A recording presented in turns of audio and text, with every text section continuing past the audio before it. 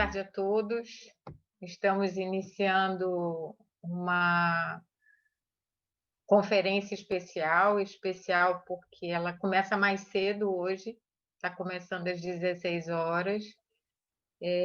Especial porque vocês vão ver e sentir, ao vivenciar essa conferência, a especialidade dela, e também porque ela antecede um momento muito importante do nosso COBEM, que é a Assembleia Geral Ordinária da nossa associação.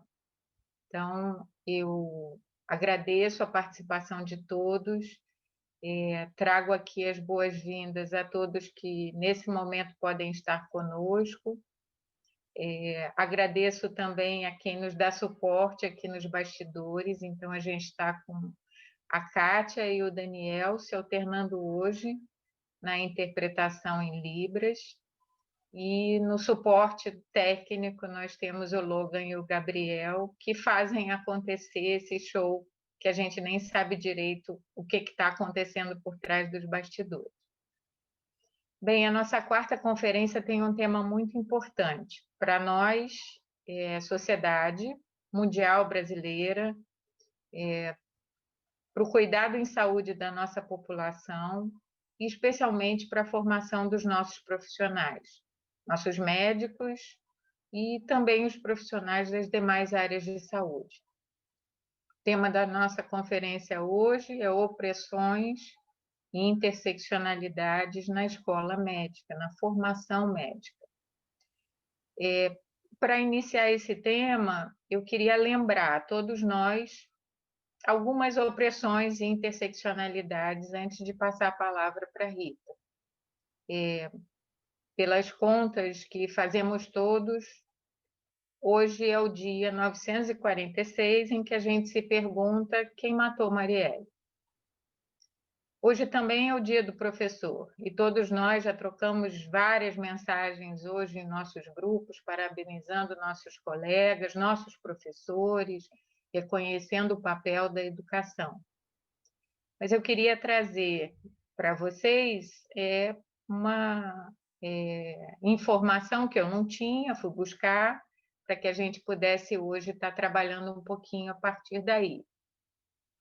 A quem devemos o Dia do Professor? Na verdade, devemos o Dia do Professor a Antonieta de Barros, uma mulher negra invisibilizada, filha de uma mulher escravizada e liberta, que viveu num dos estados onde há ainda hoje a maior concentração de pessoas brancas, onde houve uma grande migração de europeus, especialmente alemães, e onde as opressões certamente foram intensas para muitos da população negra. Antonieta de Barros nasce, então, em 1901, numa cidade chamada Desterro, que é hoje a nossa Florianópolis. Desterro significa extraído de sua pátria, extraído de sua terra, e representa muito bem, provavelmente, a história de Antonieta e sua família. Com 3 irmãos, foi alfabetizada pelos irmãos, se formou como professora aos 17 anos e, desde cedo, trabalhou na educação e na política. Foi uma das primeiras parlamentares do nosso país e a ela se deve um projeto de lei em Santa Catarina para formalizar a comemoração, o Dia do Professor, que, na verdade, vem de uma primeira legislação do tempo do Império sobre a educação, que foi promulgada em 15 de outubro de 1887. Essa comemoração era informal e Antonieta, ciente da importância da educação, e ela compartilhava, princípios que hoje a gente diz serem tão importantes, e lembra de Mandela, dizendo que a educação é a principal arma para mudar o mundo, e Antonieta já pensava assim também aqui no nosso país. E, por conta disso, ela apresenta um projeto de lei para formalizar o reconhecimento do Dia do Professor em 15 de outubro. Nacionalmente, isso só vem acontecer muitos anos depois, em 1963. Então, nós temos uma mulher, certamente, com experiência de opressão, com a experiência da interseccionalidade na sua própria carne, e que, então, nos traz uma resposta cidadã a todos os desafios que vive. E essa tem sido a busca da nossa história também, de tentar responder às incertezas e os desafios com caminhos que sejam coletivos. A solução está no outro, nos outros. Eu sou o coletivo. E para falar um pouco, né, dessa experiência e também nos trazer referências significativas para que a gente não só se encante hoje à tarde, mas que a gente transforme as nossas práticas nas nossas salas de aula, sejam elas que tipo forem, virtuais ou presenciais, para que a gente transforme a educação dos profissionais de saúde, transformando assim o cuidado em saúde. Quem vem conversar conosco hoje é Rita, e eu vou apresentar a Rita como ela se apresentou.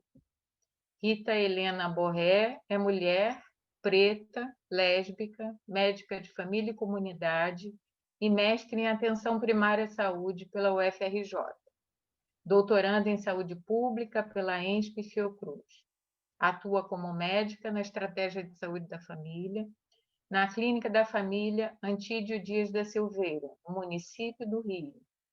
É professora de saúde da família para o curso de medicina da Universidade Estácio de Sá, membro do coletivo Negrex e uma das coordenadoras do GT de Saúde da População Negra da Sociedade Brasileira de Medicina de Família.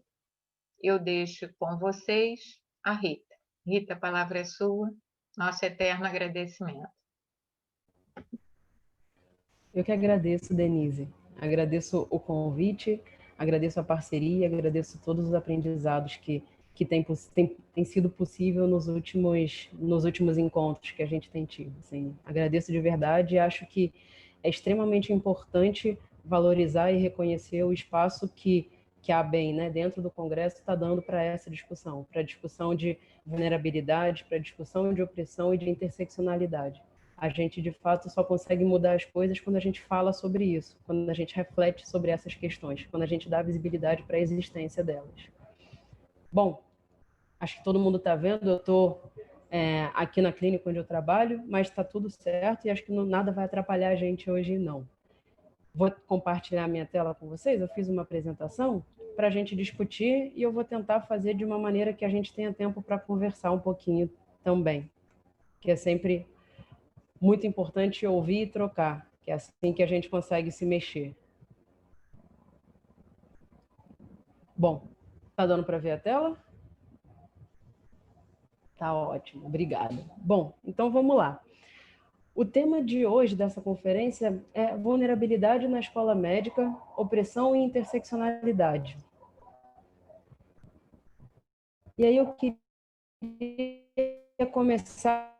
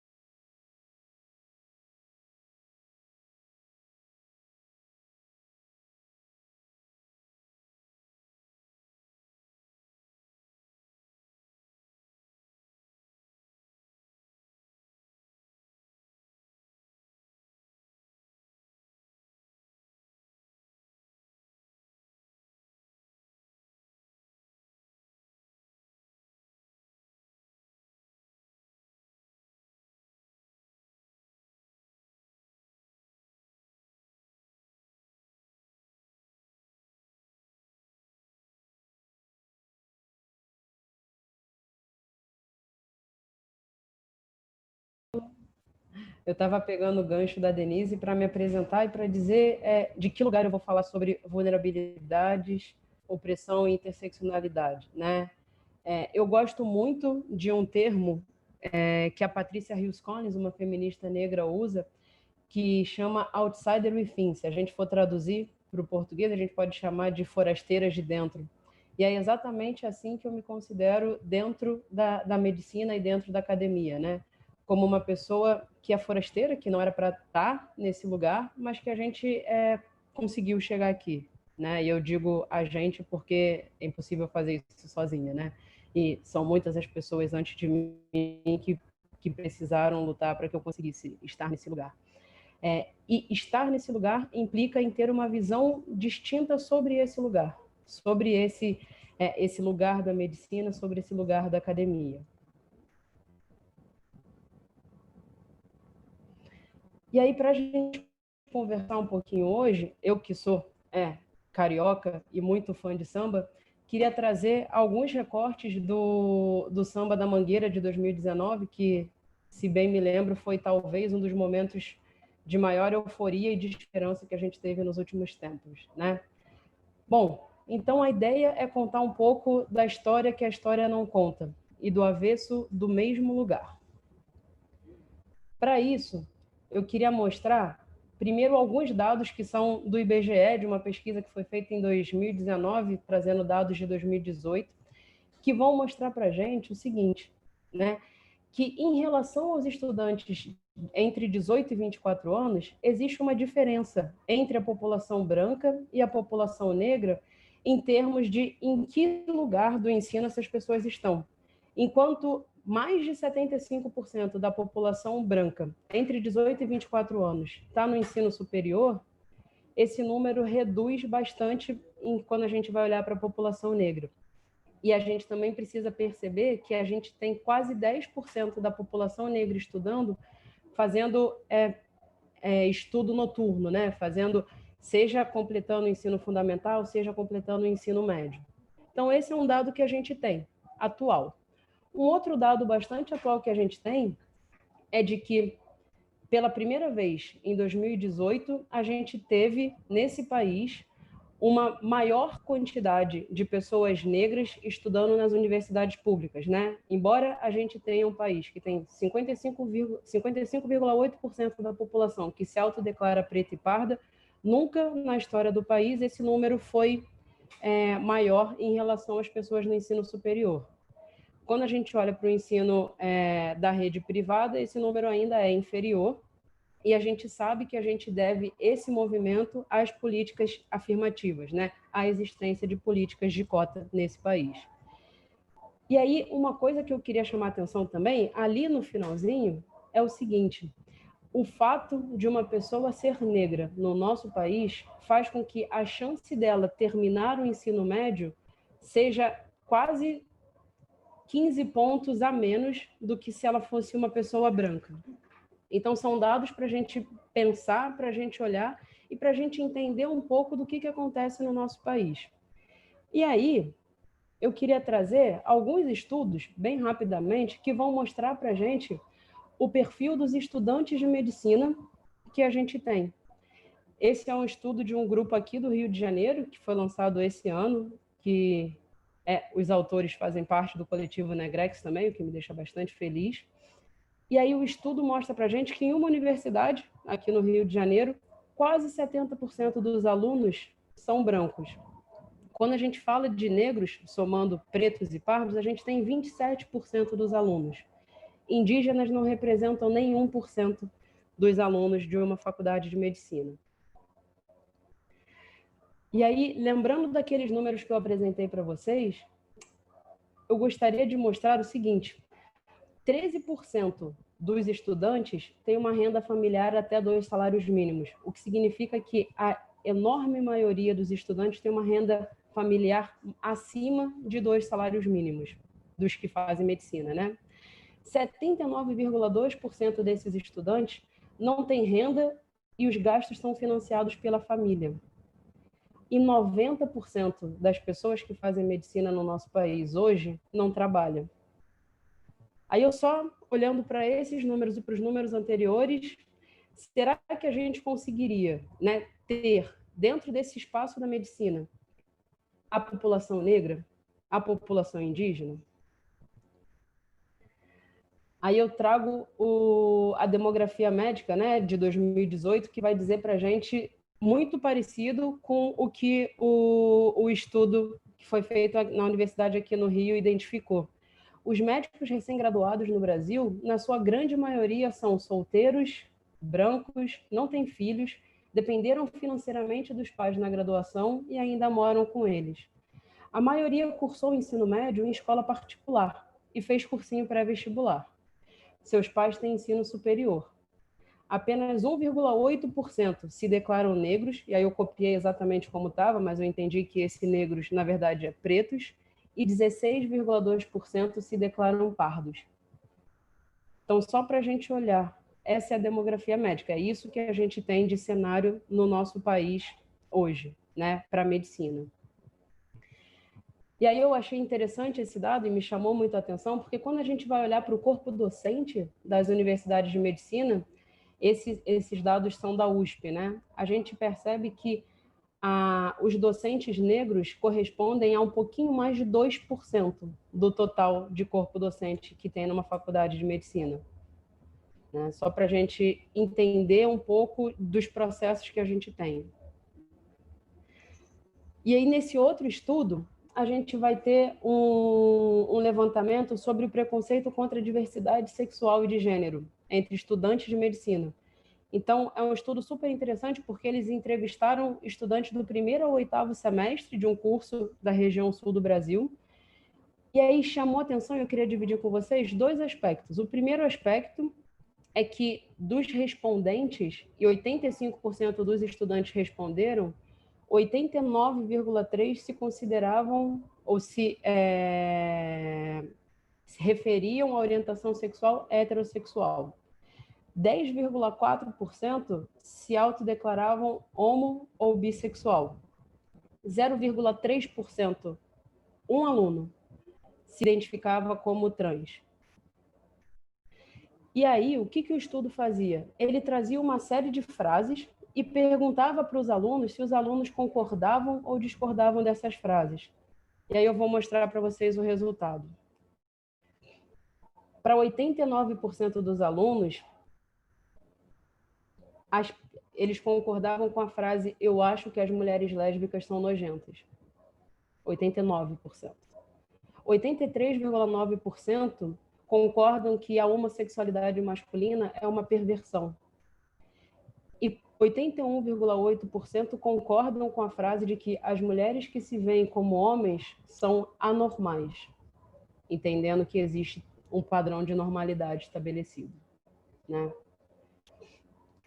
E aí, quando tem um outro estudo que vai fazer, na verdade, uma discussão entre corpo docente, entre professores de universidades de medicina, para saber como é que eles estão entendendo, como é que eles estão trabalhando as ideias relacionadas à sexualidade.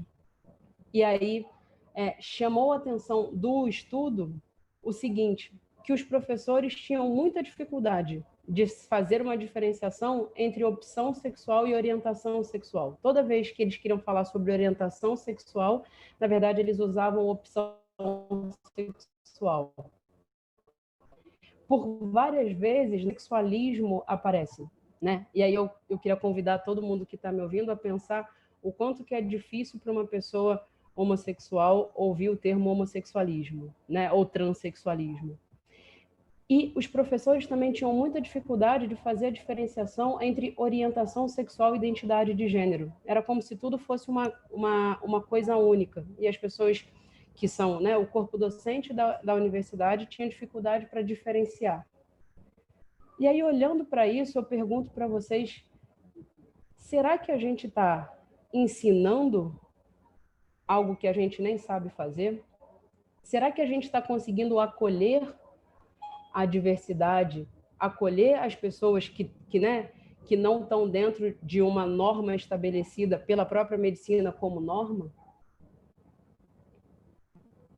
E aí, para falar em vulnerabilidade, eu vou pedir emprestado o conceito que o Zé Ricardo Aires costumam usar, para a gente não falar em vulnerabilidade, a gente vai falar em relações de vulnerabilização, né? E aí a gente vai entender vulnerabilidade como categoria que pretende analisar as inter-relações nas dimensões individuais, coletivas e conjunturais que estão envolvidas no processo de saúde e adoecimento da população. Uma pessoa que é vulnerável, ela é vulnerável porque ela foi vulnerabilizada por relações, por inter-relações e por relações de poder. Bom, e aí eu vou tentar passar rapidamente por 4 pontos que eu acho que são extremamente importantes. A gente fazer uma discussão sobre um processo de descolonização do nosso pensamento, do nosso conhecimento e da nossa ação, conhecer um pouquinho sobre as matrizes de dominação, reconhecer narrativas silenciadas e pensar em caminhos e possibilidades, porque, afinal de contas, a gente está aqui para construir, para pensar o futuro. Bom, e aí, para a gente começar a falar de decolonialidade, eu queria, de novo, me utilizando do Samba da Mangueira de 2019, lembrar que, desde 1500, tem mais invasão do que descobrimento, né? E que os nossos livros apagaram essa parte. Então, eu queria lembrar para todos nós que, quando a gente vai falar da colonização, a gente precisa reconhecer os processos que a colonização trouxe. E que processos foram esses? Foram processos de compreensão do mundo a partir de um local ou a partir de uma cultura eurocêntrica, a partir de uma ideia de que existia uma cultura superior, existia um povo e existia um conhecimento superior a todos os outros, e que por isso todos os outros conhecimentos, todas as outras culturas, todas as outras maneiras de se organizar deveriam ser extintas, porque não eram tão avançadas e tão boas quanto a maneira europeia de se organizar e de se pensar. Eu acho que quando a gente fala na ideia de sociedades modernas, e aí jogando a modernidade para o momento no qual, né, os países europeus se lançam ao mundo, né, para explorar o continente americano, para explorar o continente africano, para explorar parte do continente asiático, a gente tem estabelecido nesse momento a ideia de racialização, a ideia de que algumas pessoas são consideradas menos humanos, inferiores, são hierarquizadas de maneira submissa, de maneira inferior. E por isso, e por essa ideia de racialização, que se justificam as práticas de genocídio, que se justificam as práticas de epistemicídio, que o Boaventura de Santos Souza e a Sueli Carneiro vão falar no sentido de que é por conta da racialização, é por conta das ideias de racismo que todo o conhecimento que existia, né, das outras culturas e dos outros povos vão sumir. E aí a gente precisa entender que a sociedade moderna, quando ela se lança ao mundo, quando a Europa se lança ao mundo, ela não se lança ao mundo detendo uma soberania que foi legitimada. E quando a gente tem um poder soberano não legitimado, para Hannah Arendt, isso é violência. Então, toda vez que a gente vai falar em sociedade moderna, toda vez que a gente vai falar na ideia colonial, a gente precisa reconhecer a violência embutida nesse processo. A gente precisa entender e reconhecer os apagamentos históricos que esse processo traz. A dominação, a exploração que esse processo vai gerar, né?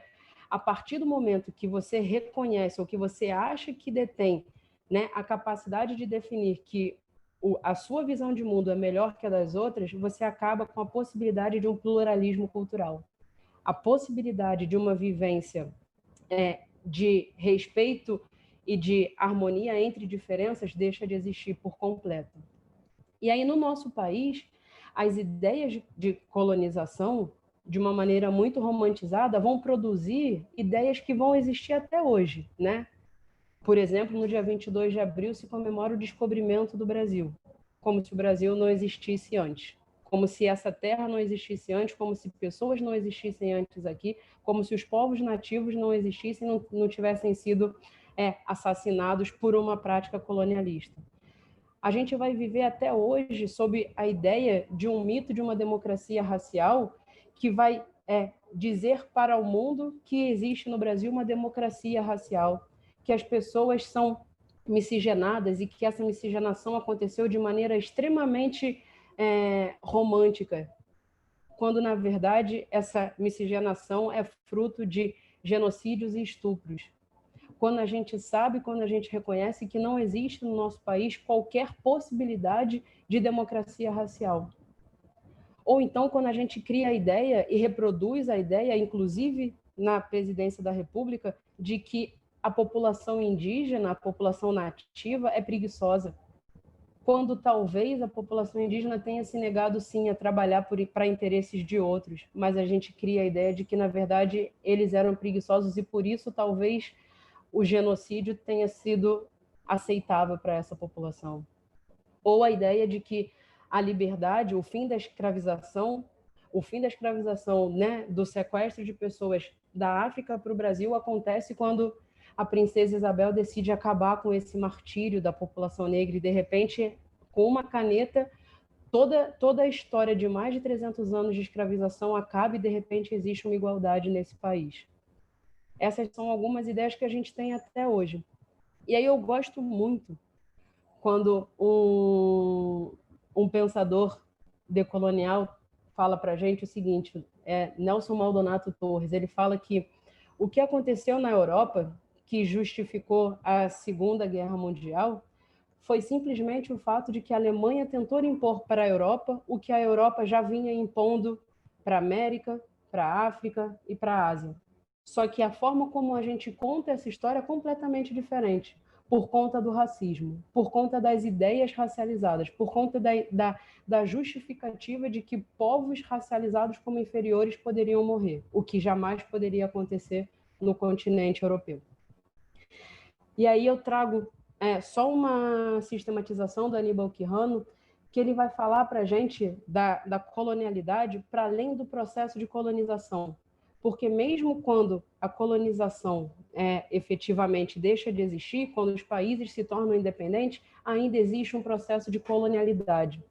E aí eu vou chamar a atenção para os aspectos de colonialidade que ele se utiliza, ele vai utilizar a ideia da colonialidade do poder, através das ideias de racialização como forma de classificar socialmente as pessoas, o capitalismo como padrão universal de exploração social, isso também está dentro da ideia de colonialidade, a ideia de Estado como forma central universal de controle da autoridade coletiva. E é interessante porque a colonialidade impõe a ideia dos Estados soberanos como a ordem hegemônica, né? E aí, quando a gente entende que existe um Estado soberano, existe um órgão que não foi legitimado pelas pessoas para determinar o poder, a gente está de novo dizendo e reforçando a ideia de violência. E aí, por último, e para mim talvez mais importante, ele traz a ideia da colonialidade do saber e a colonialidade do ser. Porque nós, enquanto pessoas racializadas de maneira inferior, a gente continua com a ideia da colonialidade do ser, com a ideia, e a nossa construção subjetiva, ela parte da ideia de que somos inferiores, de que não somos capazes, né? Fanon vai chamar as pessoas que são compreendidas como racialmente inferiores de condenados da terra, né? E a colonialidade do saber no sentido de que a única forma de produzir conhecimento, o único conhecimento validado é o conhecimento eurocêntrico. Todas as outras formas não são formas aceitas. Então, ainda às vezes, até hoje, a gente reproduz essa ideia, né? Tanto com o modelo europeu, quanto por conta do imperialismo colonial com os Estados Unidos também. E aí, dentro dessa ideia de colonialidade, eu acho importante a gente discutir a medicina. Afinal de contas, a gente está aqui para falar sobre a medicina, né? Sobre a saúde, sobre a produção de cuidado. E aí, eu vou trazer e dialogar com uma autora que eu acho extremamente importante, não é atual, mas o pensamento dela é extremamente atual, que é Maria Cecília Donângelo, e ela vai dizer o seguinte: a medicina, ela já existia antes do século XVIII, antes das ideias iluministas e da ideia da ciência moderna. E por que ela já existia desde antes é que ela consegue assumir uma suposta neutralidade. é que parece, ou a gente tenta dar contornos de que é uma ciência neutra, de que ela não está sendo atravessada e construída a partir de interesses econômicos e políticos ideológicos do contexto social. Então, a Maria Cecília Donângelo chama muita atenção para essa ideia de uma suposta neutralidade da medicina.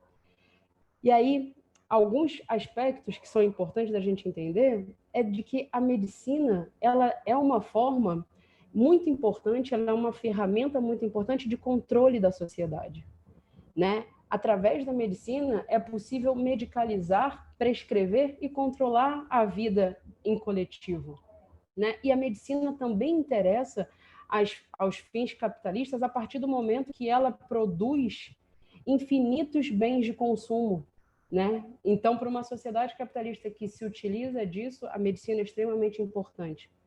E a gente só vai conseguir avançar e pensar a medicina de uma maneira diferente quando a gente reconhecer de forma crítica o papel que a medicina tem hoje. E aí eu queria lembrar, né, que essa suposta neutralidade da medicina fez com que Nina Rodrigues escrevesse um livro inteiro sobre como a população negra é intelectualmente inferior e, por isso, as práticas penais deveriam ser mais intensas com essa população. Ou também trazer e lembrar vocês de quantas vezes já não tentaram fazer, através da medicina e da ciência moderna, estudos que justificassem por que os homens são efetivamente mais inteligentes que as mulheres, né? Por que existe talvez uma inteligência diferente? Seria uma quantidade maior de neurônios, o cérebro diferente? Nenhuma ideia válida. Nenhuma ideia válida porque a gente sabe que gênero é uma construção social. Mas a medicina se forjou nesse espaço, nesse papel. Então, essa suposta neutralidade não existe. A gente não pode achar que às vezes ela existe, às vezes ela não existe. A gente precisa reconhecer que não existe neutralidade na medicina. E aí, só para trazer uma frase da Cecília Donângelo, justamente por se situarem entre as mais antigas formas de intervenção técnica, é que eles podem aparecer mais facilmente investidos do caráter de autonomia, que, preexistindo ao novo modo de produção, parecem preservados de revestir novas formas correspondentes a articulações inteiramente distintas com as estruturas econômicas e político-ideológicas que o compõem.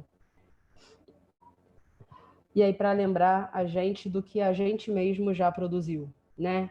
Estou trazendo a imagem do documentário O Holocausto Brasileiro, que foi uma das formas de se fazer o Holocausto no Brasil, o manicômio de Barbacena, que fica no estado de Minas Gerais, em que praticamente mais de 70% das pessoas que estavam internadas no manicômio, consideradas como, né, com alguma doença mental, eram apenas pessoas negras, homossexuais, pessoas em situação de rua e pessoas que precisavam de alguma forma ser apagadas, pessoas que precisavam ser invisibilizadas, pessoas que precisavam sumir da sociedade que se queria construir.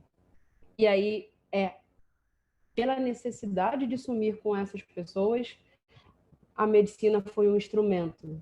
E aí digo mais, inclusive, que as pessoas que iam morrendo dentro do manicômio de Barbacena, seus corpos eram entregues para a faculdade de medicina, para serem estudados dentro dos serviços de anatomia. Bom, a gente fala um pouquinho de decolonialidade, porque eu acho que é esse desafio que está imposto, né? Da gente tentar descolonizar a forma como a gente constrói o nosso conhecimento, descolonizar a forma como a gente pensa e como a gente vai produzir cuidado e relações. E aí, lembrando que tem sangue retinto pisado atrás de cada herói emoldurado. Tem mulheres, tamoios, mulatos. Eu queria trazer para a gente discutir um pouquinho a ideia dos marcadores sociais da diferença. E aí, eu acho que é importante entender o seguinte: a Avitar Brar, que é uma indiana feminista lá da década de 80, da época do feminismo das diferenças, ela vai trazer para a gente a ideia de que as diferenças, as categorias de diferença, elas aparecem como relação social. Então, todas as categorias que a gente conhece, gênero, raça, classe, elas são frutos de relações sociais, né? não dá para a gente não considerar que as diferenças que a gente constrói não estão dentro de construções sociais. E mais importante ainda, não tem como a gente achar que essas relações sociais, essas relações de poder não vão interagir entre si. Eu gosto muito quando a Guacira Lopes Louro, que é uma pedagoga, ela diz para a gente o seguinte, ela diz que a norma, que são homens brancos heterossexuais de classe privilegiada, urbanos e cristãos, eles são as pessoas que vão determinar o que é normal, o que é padrão e o que está fora do padrão. Tudo aquilo que está fora do padrão vai ser definido e vai ser denominado a partir da referência da norma, que seriam esses homens brancos heterossexuais de classe média e alta, urbanos e cristãos. Então, a gente está falando aqui de que essa ideia das diferenças, das categorias de diferença, elas vão ser socialmente construídas o tempo inteiro. E aí eu vou trazer o que a Kimberly Crenshaw, quando ela vai definir interseccionalidade, o que ela vai usar para isso, né? Ela vai dizer para a gente que a interseccionalidade vai trabalhar com a interação entre eixos da subordinação. Porque se a gente está falando de relações sociais, se a gente está falando de relações de poder, a gente está falando de eixos de subordinação. E aí, uma coisa interessante da tese da Kimberly Crenshaw é de que o tempo inteiro essas categorias vão se relacionar. Muitas vezes, quando a gente vai falar em interseccionalidade, a gente pensa e a gente constrói a ideia de que são categorias à parte que em determinado momento se cruzam, gênero e raça. Mas isso não é verdade. Eu não me construo enquanto mulher e, em paralelo, eu me construo enquanto negra. Eu me construo e me subjetivo enquanto mulher negra na sociedade o tempo inteiro. Então, a gente não pode separar. Elas não são categorias que se separam. Elas vão interagir sempre. E elas vão interagir para trazer vivências distintas de opressão. E eu gosto muito quando Audre Lorde fala que não existe hierarquia de opressão. A ideia de interseccionalidade não é fazer o ranking de quem sofre mais, é de reconhecer que esses eixos de subordinação, quando eles dialogam, quando eles interagem, eles vão produzir novas formas de sofrimento, novas formas de opressão. E eu gosto muito quando a Patricia Hill Collins ela traz para a gente a ideia de matrizes de dominação e sistema de dominação, porque ela vai dizer, talvez de uma maneira ainda mais organizada, que o patriarcado, o racismo, o heterossexismo, a opressão de classe vão ser matrizes de dominação que vão operar de maneira congruente para um grande sistema de dominação, que é o sistema capitalista de dominação. E aí o colonialismo é uma contribuição minha para o pensamento dela, mas a questão aqui é de entender que essas matrizes de dominação elas vão funcionar a serviço de um capitalismo colonial, né? E aí ela vai trazer para a gente também a ideia de mais do que construção de estereótipos a partir de uma norma hegemônica, a ideia de imagens de controle, a ideia de que o poder hegemônico vai construir imagens que vão garantir a subordinação das pessoas a que se pretende dominar. Então, quando a gente está falando de imagens de controle, a gente está falando de formas muito violentas pelas quais as pessoas que não são consideradas padrão vão se subjetivar num mundo que tem como hegemônico, como norma, determinadas categorias. E aí eu vou usar, né, Lélia Gonzalez, porque ela vai dizer quais são as imagens de controle das mulheres negras no nosso país. Ela vai falar que as mulheres negras do nosso país, elas são condicionadas a 3 lugares possíveis, né? O lugar da empregada doméstica, o lugar da mulata do carnaval e o lugar da mãe preta. qualquer outro lugar, qualquer outra vivência precisa o tempo inteiro dialogar com as ideias dessas imagens de controle, com a ideia de não estar respondendo, ou se estiver respondendo, às ideias impostas por uma hegemonia que tenta dominar e controlar, né? E aí, só para mostrar para vocês o que isso significa na prática, essas imagens de controle, a vivência de uma série de estudantes que, quando chegam dentro do espaço da universidade, seja da medicina, seja de qualquer outra universidade, vão ouvir e vão, né, o tempo inteiro ter que lidar com essas imagens de controle. Quando as pessoas estão experienciando um não lugar, quando as pessoas estão experienciando uma vivência diferente daquelas imagens de controle impostas, elas vão ter que lidar o tempo inteiro com a frase que vai aparecer, com a ideia que vai ocorrer, com aquilo que alguém vai dizer por engano. E aí a gente tem frases como assim você não sabe sambar para uma mulher negra, né? Você tem sorte de ser negra. Nem precisa estudar para passar no vestibular. Olha que privilégio que é ser negro no nosso país, né? A culpa é sua. Você é simpática demais com os pacientes quando uma mulher sofre assédio dentro de um espaço de cuidado, né? Seu cabelo está igual ao da doméstica, como se isso fosse uma coisa ruim. E aí, frases que vão agredir profundamente no sentido de tentar deter e recolocar as pessoas dentro de uma dominação vigente e hegemônica, né? Você é muito bonita para ser lésbica, que desperdício. Ou nada contra você ser viado, mas não na minha frente.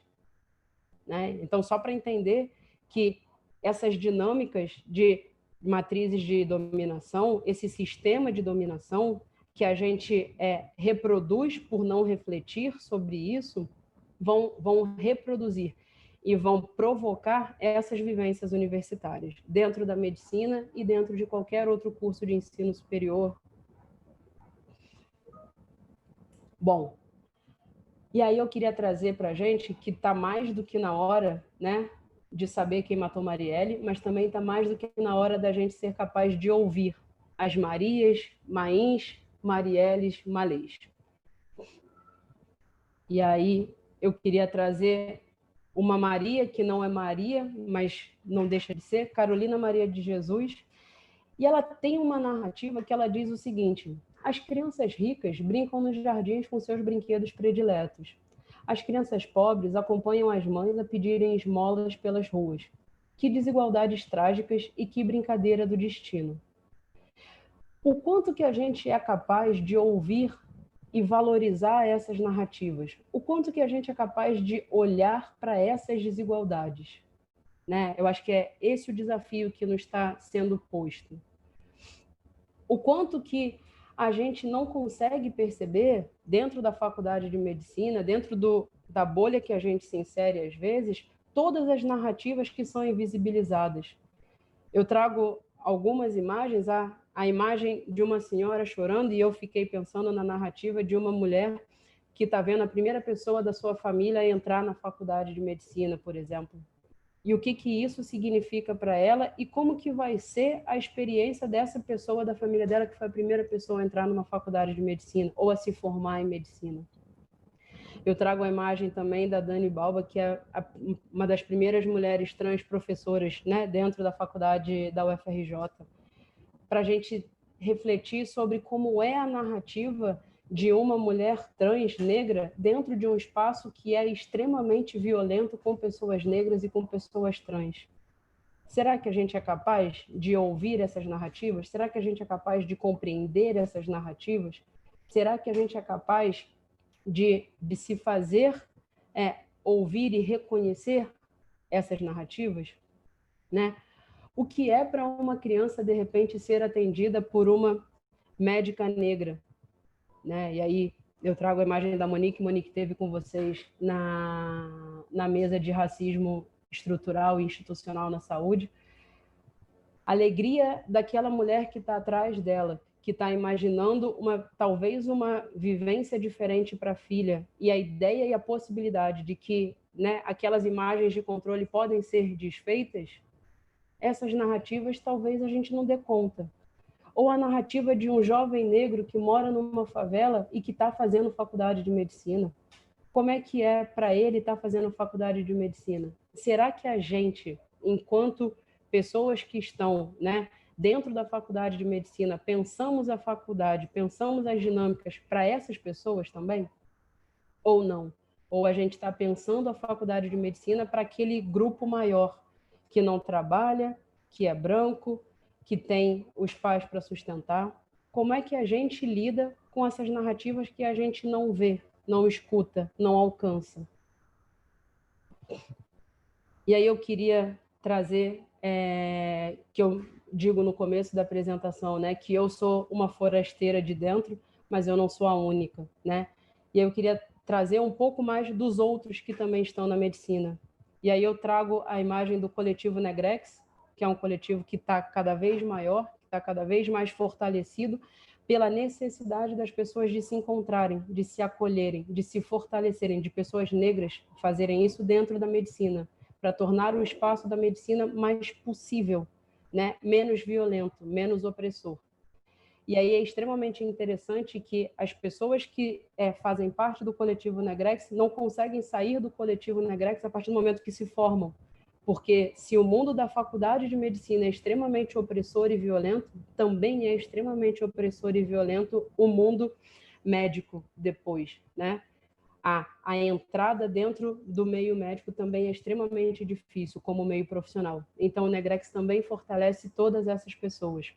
E eu também trago a imagem de um dos coletivos LGBT, o coletivo LGBT aqui da UFRJ, que fez, assim como o Negrex da UFRJ, um movimento extremamente importante, que foi o movimento de pautar a necessidade de fazer discussão sobre população LGBT, de fazer a discussão sobre população negra dentro e de maneira curricular nas faculdades de medicina. Se a gente olhou lá para trás e viu que os professores têm muita dificuldade de falar sobre sexualidade, de falar sobre população LGBT, então a gente está entendendo que talvez seja necessário que esses coletivos de estudantes façam movimentos também, até o momento que a faculdade reconhecer a sua, né, dificuldade e agir sobre essa dificuldade. E aí, para terminar, né, para a gente pensar caminhos, eu acho que está mais do que na hora da gente tirar a poeira dos porões, abrir alas para os heróis de barracões, né, e de pensar um Brasil a partir de Lecis e Jamelões. E apesar do Jamelão ser uma pessoa, né, um intérprete extremamente famoso e importante para a Mangueira que faleceu, Alessi Brandão está vivo e a gente está falando de duas pessoas negras que chegaram à terceira idade, né? Duas pessoas negras que a gente pode falar sobre envelhecimento saudável.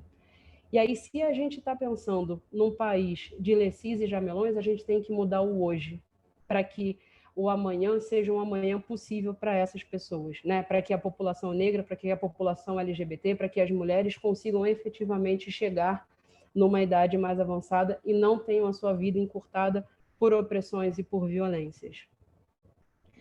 E aí eu vou de novo pedir emprestado os conceitos do Zé Ricardo Aires para a gente pensar em caminhos possíveis no plano individual, social e programático. Então vamos lá, rapidamente para a gente fechar. No plano individual, no plano das relações interpessoais, talvez o caminho para a gente seja pensar a valorização da subjetividade, a valorização da subjetivação das pessoas. E aí eu estou falando tanto de corpo discente, corpo docente, coordenações e corpo técnico. A gente precisa reconhecer as nossas subjetivações, a gente precisa valorizar e dar voz para essas subjetivações. A gente também precisa entender que as relações humanas se constroem a partir de intersubjetividades, do encontro de duas pessoas.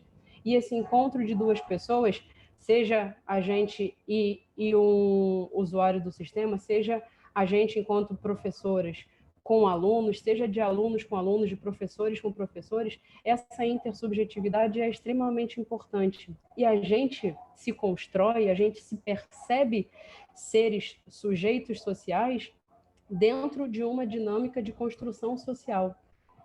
Olhar para isso, olhar para a gente, é criar a capacidade de fazer reflexão crítica sobre aquilo que às vezes a gente nem percebe que reproduz. E aí eu trago aqui a imagem, eu não sei se vocês já conhecem, a Faculdade de Harvard fez em português uma série de testes de associação implícita, que eles chamam de viés implícito, né? Que seria a nossa capacidade de apreender e reproduzir relações de poder, violências, sem sequer perceber que a gente está fazendo. E aí eles têm testes com violência geracional, com violência por conta de sexualidade, de raça, de gênero, de países diferentes, de peso. Então, eu faço esse convite, né, para a gente olhar para as nossas construções sociais, para a nossa subjetividade, para a gente fazer essa reflexão crítica e estimular essa reflexão crítica no espaço da Faculdade de Medicina.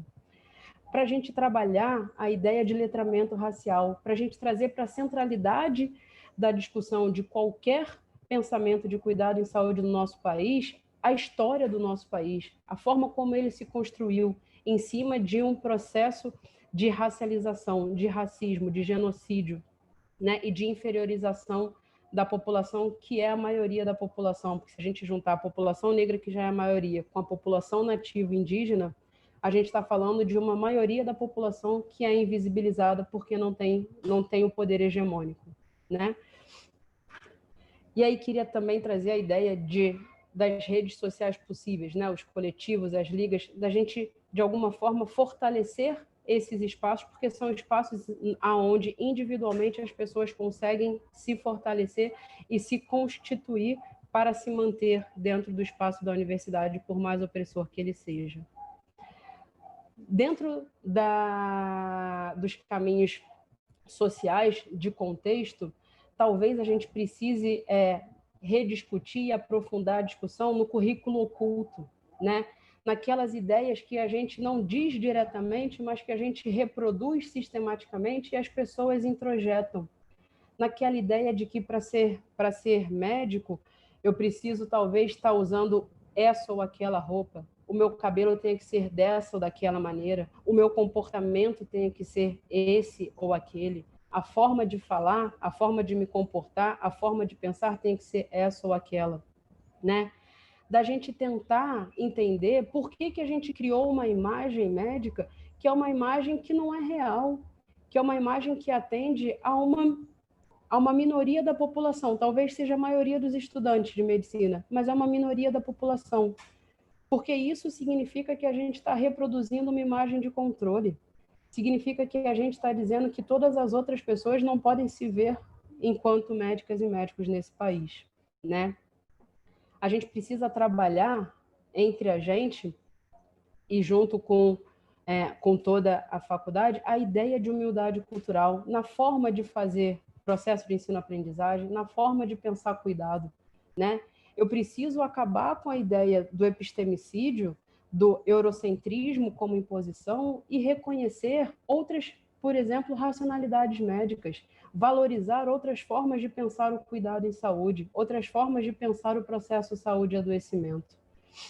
Eu preciso pensar numa ensinagem coparticipativa, num processo em que seja possível que eu reconheça que eu não sei e que eu vou aprender com os outros, sejam eles pacientes, estudantes, corpo técnico, coordenação, né? E colegas professores também.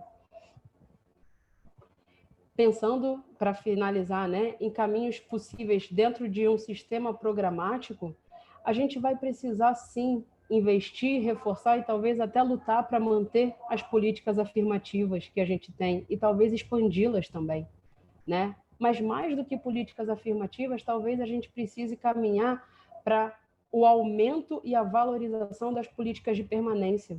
Se a gente faz uma faculdade pensando que ela é feita para pessoas que vão estar dentro de famílias que recebem mais de 2, 3 salários mínimos, que não trabalham, a gente está dizendo não para a permanência de uma quantidade enorme de pessoas que vão entrar pelos sistemas de cotas ou não. E aí a gente continua dizendo que se formar em medicina não é possível. E não seria essa mais uma forma de opressão, mais uma forma de manter uma suposta hegemonia de quem vai entrar e de quem vai estar nesse espaço, né?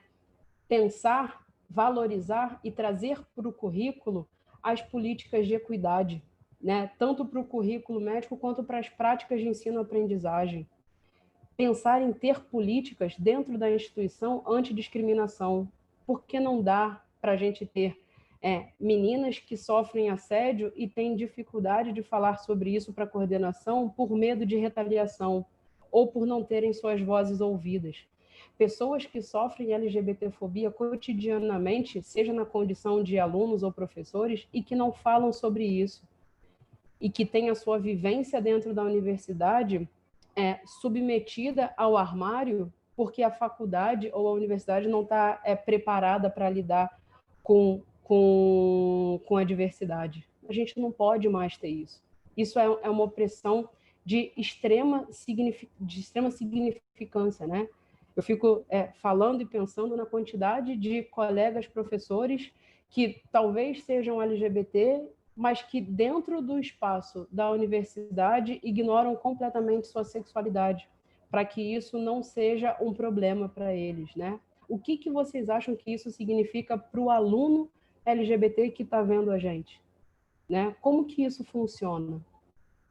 E aí eu acho que dentro dos caminhos programáticos é preciso que as instituições reconheçam a necessidade de contínua capacitação docente, de garantir e de reconhecer a necessidade de o tempo inteiro estar capacitando o corpo docente. A gente não é e não vai ser nunca capaz de saber e de se atualizar para estar por dentro de todas as questões. Quando a gente fala de descolonizar o pensamento, a gente fala em reconhecer diferenças, valorizar a diversidade. E para fazer isso, a gente tem que estar num processo contínuo de capacitação. E é extremamente importante que a instituição seja o órgão que vai garantir esse espaço, que vai demandar esse espaço, né? E não só o corpo discente ou o corpo docente que vai buscar esses caminhos. Isso precisa ser programático, isso precisa ser institucionalizado, né? Para terminar mesmo minha fala, acho que eu passei um pouquinho do tempo, eu queria trazer de novo o sorriso da Lélia Gonzalez, e ela diz o seguinte: estamos cansados de saber que nem na escola, nem nos livros onde mandam a gente estudar, não se fala da efetiva contribuição das classes populares, da mulher, do negro, do índio, na nossa formação histórica e cultural. Na verdade, o que se faz é folclorizar todos eles. E aí, nesse dia, né, 15 de outubro, no dia em que a gente olha para a gente, olha para a nossa trajetória, enquanto, e aí eu estou falando com o corpo docente, o que a gente vai fazer diante dessa afirmação? Essa não é uma afirmação de hoje, essa é uma afirmação de 40 anos atrás. O que a gente vai fazer com essa afirmação? Como que a gente vai deixar essa afirmação atravessar a nossa prática para que a gente faça uma prática transformadora, ou a gente vai simplesmente silenciar essa, assim como a gente já vem silenciando uma série de outras formas de opressão? Era isso que eu queria trazer para a gente compartilhar um pouquinho. Obrigada pela paciência de vocês. Opa, deixa eu parar de compartilhar. Rita, eu vou começar dizendo da imensa gratidão por ter você aqui hoje. Você vai ter acesso ao chat depois e vai ver o quanto de bem que a tua fala fez para muitos de nós que aqui estamos, né? O quanto ela reverberou, o quanto ela deslocou, o quanto ela incomodou e o quanto ela nos recolocou em um caminho. Esse é a essência da ação do educador, né? Tirar do nosso lugar de conforto, não paralisar, motivar que a gente caminhe para encontrar um passo a seguir, né? à frente daquele onde a gente estava. Hoje, na tua conferência, você foi a nossa educadora master aqui, né, para poder nos oferecer a possibilidade de olhar para todos nós. O tempo todo no chat, as falas são: essa conferência precisa ser disponibilizada para o desenvolvimento docente, que é o final da tua fala, e para que a gente possa fazer essa discussão com os alunos, com o corpo acadêmico das nossas instituições. E aí eu queria, antes de chamar a gota de cultura, que talvez nos permita respirar um pouquinho, dizer da importância dessa ciência e desse conhecimento que não é neutro, como você nos disse, da importância da nossa Revista Brasileira de Educação Médica abrir espaço, estimular e cumprir o seu papel de trazer produções que possam nos nortear, de trazer não percepções, mas evidências de que as opressões acontecem ao nosso redor, a gente consiga ver, como você disse, consiga ouvir, consiga entender ou não. E no suplemento da REBEM desse ano, a gente conseguiu, né, trazer uma mínima experiência, mas já uma experiência relevante de muitas das nossas instituições, a partir dos desafios que a pandemia nos trouxe, né? Nesse momento, a gente tem o privilégio de estar nesse espaço, de compartilhar as percepções que ficam nos congressos presenciais, naqueles balõezinhos na cabeça de cada um que está ouvindo o palestrante, mas que a gente não tem oportunidade de trocar. Mas nesse momento a gente tem, e o chat é super rico em nos dizer que os desafios nos movem adiante, na verdade, nos oferecem oportunidades de encontrar caminhos que a gente nem imaginava que poderiam ser tão produtivos. Então, a BEM tentando fazer o seu papel, e aí a gente está passamos da metade do Congresso, mas já debatemos a questão do racismo estrutural, das políticas afirmativas, da permanência estudantil e o que a gente precisa fazer em relação a isso. Vamos debater a questão da necropolítica na formação médica nesse momento no nosso país. Então, nesse movimento, a gente tem um eixo de transformação que está sendo talvez desenferrujado, talvez, né, reconectado com o seu destino e com a sua necessidade.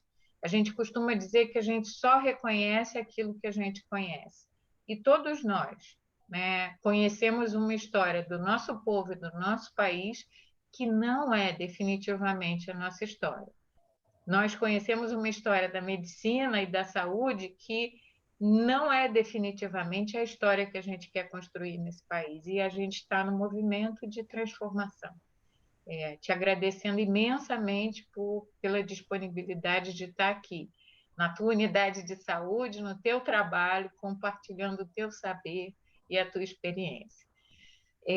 Vou pedir para a gente entrar na Gota de Cultura e se surpreender com ela juntas. Vamos? Com certeza.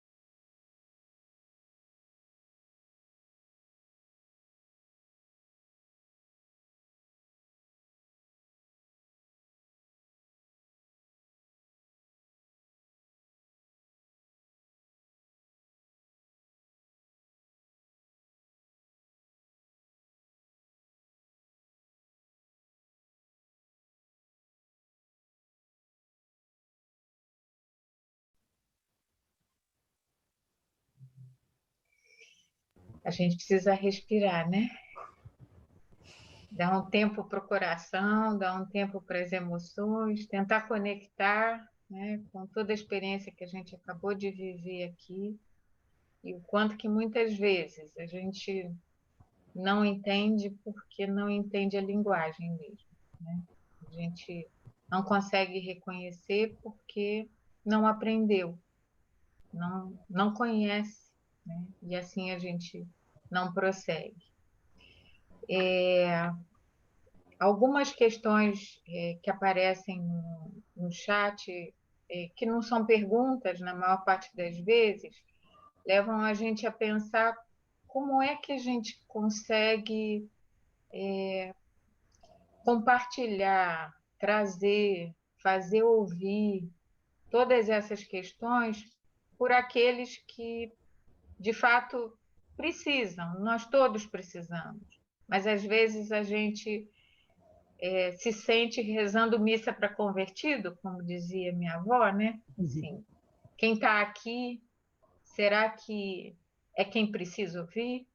Como é que a gente faz? Será que quem estava ouvindo e precisava muito não conseguiu suportar e saiu?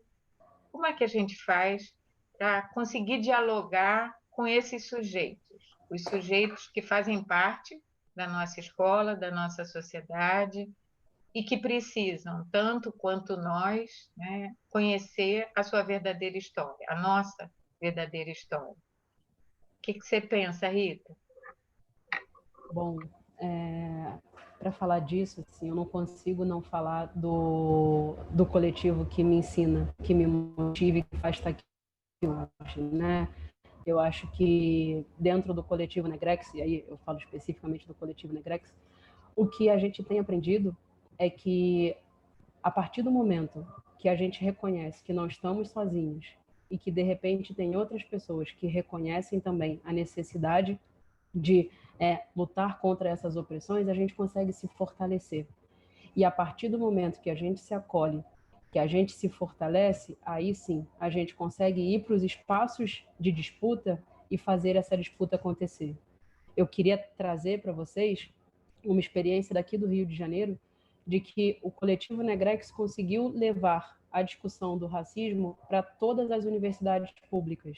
E eu vou falar que foi especificamente o coletivo Negrex, porque seja através de diálogos com alguma pessoa do corpo docente, ou seja através de mobilização de todo o corpo discente, o caminho foi através do coletivo, através do fortalecimento das pessoas que são sistematicamente oprimidas, a gente conseguiu garantir espaços onde esses temas fossem debatidos. E aí, a partir do momento que esse espaço surge, junto com esse espaço também surge muitas vezes espaço para que a gente demande mais questões, né? É lógico que ter dentro de uma grade curricular de medicina de 12 períodos um único encontro para falar sobre raça está muito longe do que a gente quer. Ter um único encontro para falar sobre população LGBT está muito longe do que a gente quer. Mas a gente consegue abrir caminhos a partir da coletividade, a partir de estarmos dentro de um grupo que se reconhece, que se acolhe e que se fortalece junto para avançar. Eu acho que isso é muito importante, assim. E eu acho que também vale sempre a pena lembrar que dentro, por exemplo, dos sistemas de opressão, dentro dos sistemas de poder, quando eu estou falando, né, de raça, eu preciso reconhecer que vão ter pessoas brancas que podem ser parceiros em potencial também. Então, eu preciso olhar para essas pessoas que podem ser parceiros em potencial para reconhecer que talvez algumas das bandeiras que eu levanto, algumas das lutas que eu trago, essa pessoa branca talvez vá poder ajudar a trazer essa discussão, a fazer isso acontecer, a levar para lugares que talvez eu ainda não consiga levar, por conta de uma série de opressões e violências, né? Eu acho que é muito importante, aí falando especificamente para os meus colegas professores, para os meus colegas de corpo docente, que a gente traga no nosso agir e na forma como a gente se coloca dentro do espaço acadêmico, reconhecendo todas as opressões, reconhecendo as opressões que a gente vivencia, reconhecendo as opressões que a gente sabe que são reproduzidas, porque senão nós seremos mais uma pessoa a silenciar, mais uma pessoa a ser conivente com sistemas de opressão e de marginalização. Eu acho que os caminhos são esses e encontrar coletivos também entre os colegas do corpo docente. Eu acho que esse é um caminho importante. Perfeito, Rita. Acho que você traz uma coisa importante para as nossas escolas, né? Para nós individualmente, como professores, alunos, gestores, mas para a instituição, enquanto uma instância que também tem o seu lugar, né? As normas institucionais precisam ser repensadas no sentido de não permitir, de identificar e cuidar das situações de opressão que acontecem no âmbito da escola. Mas para isso a gente precisa se preparar e talvez, né, um dos lugares onde isso deva ser mais intenso em termos de prática reflexiva, mas uma prática reflexiva a partir dessa realidade que você nos traz, são os núcleos de apoio psicopedagógicos, não como a única instância ou a instância responsável, é a porta que a gente vai bater.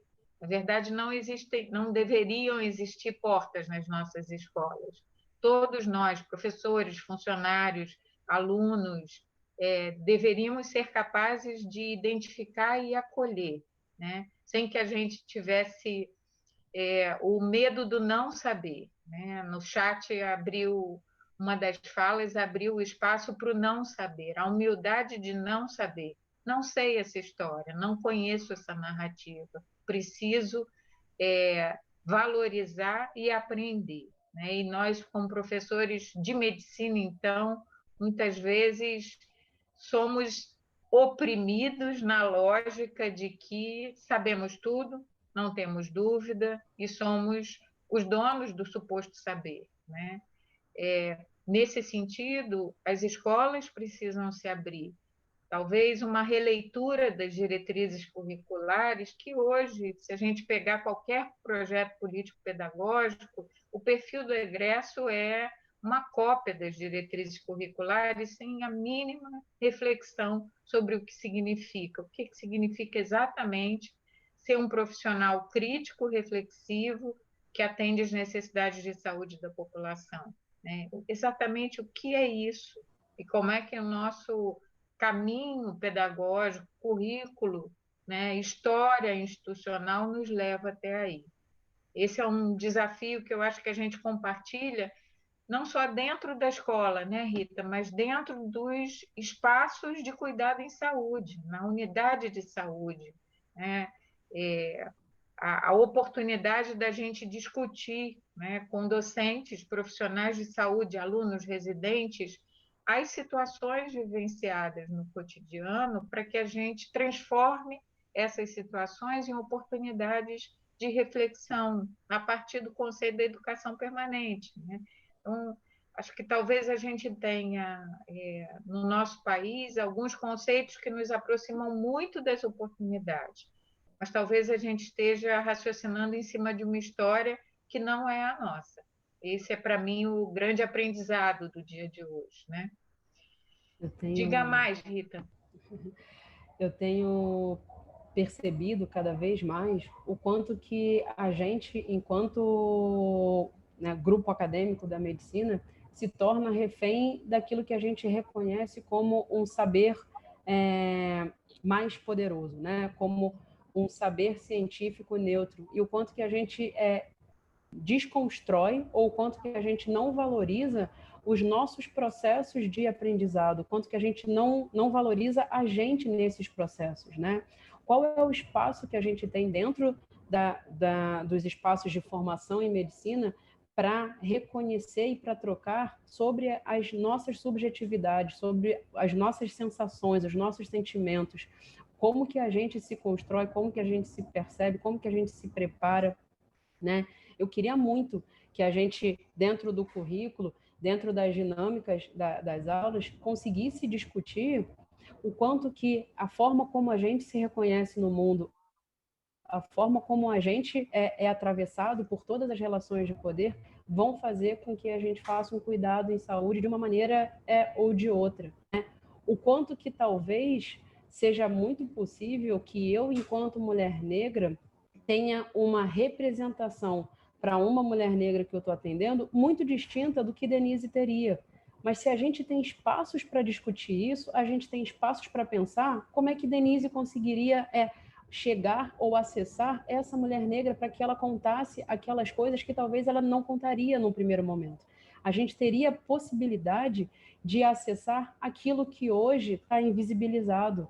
E está invisibilizado porque a gente também não valoriza.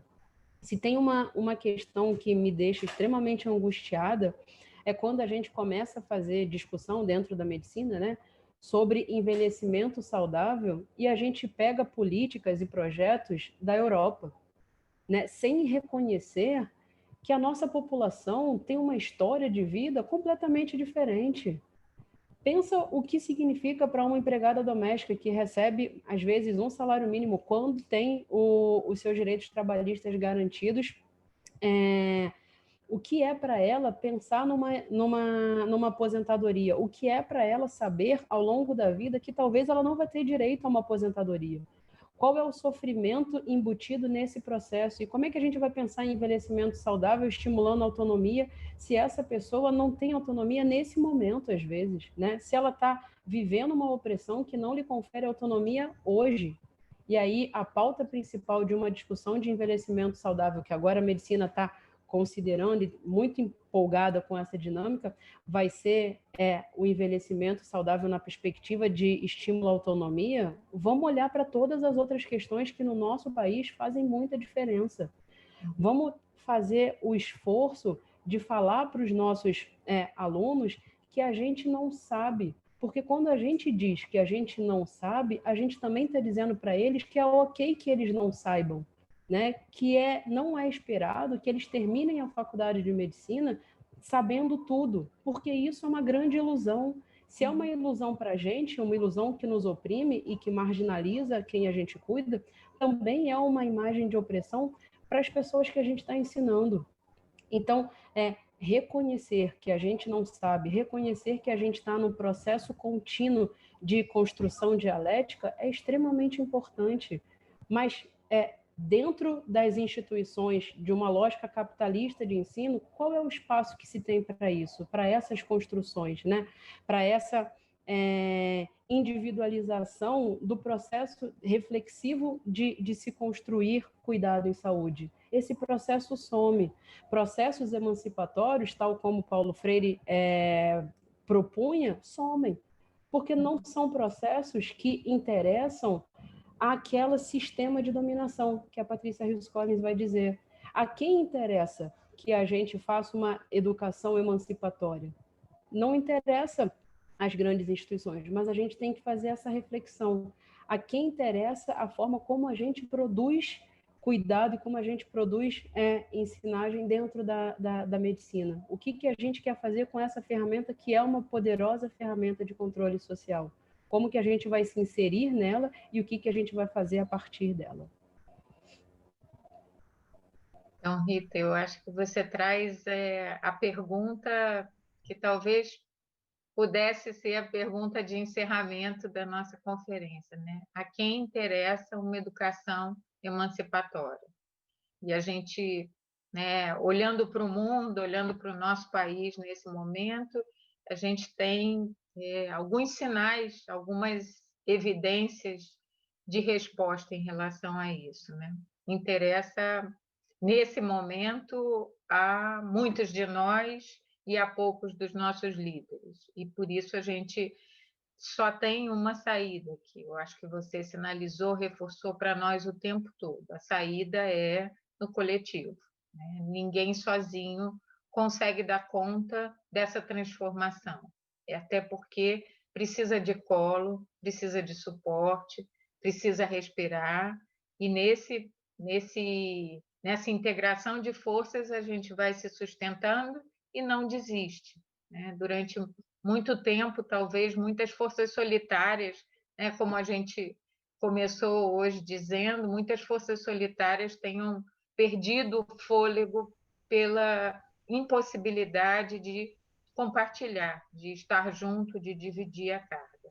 E é nesse sentido que a ABEM vem buscando consolidar esse espaço de parceria, integração, de fortalecimento, né? O GT de populações invisibilizadas e diversidades, na verdade, é o que nos traz até aqui, né? A experiência desses últimos 2 anos, um ano de gestação, um ano de nascimento e já de primeira infância, né?